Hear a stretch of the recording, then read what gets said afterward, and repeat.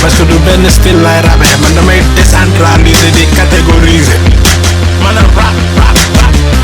Hey yo Galsen, did you miss me?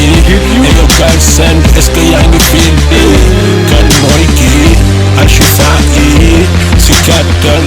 gaaw gaañi du dem sàññi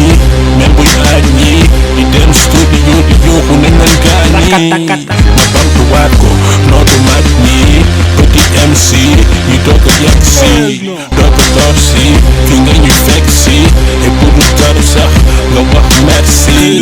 bul plané am na kilifa yu ne fii daan black way before jamonoy neef ñu si bëre dañuy wax daw bu dese def soo fa gaaw si chef mooy tax ñu taalibe topp taalibe ak suñu alluwe loo xam si nar a jóg xëy dem di jënti mu dëggal këj bunti yëpp tëj ay lëj tax yëgu nit tëj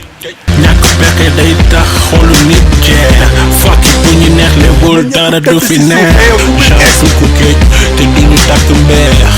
échoué na ba takkandeer suul keer waaf éviter yàkkat derrière loo xam si gannaaw yow gën yegg pour mën a dund benn life bu gën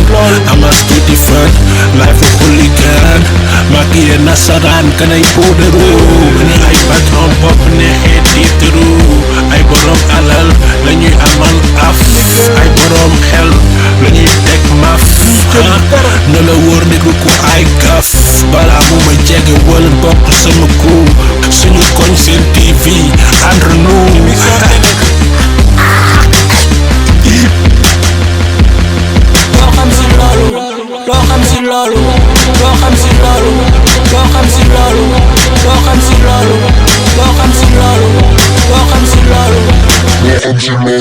loo xam si loolu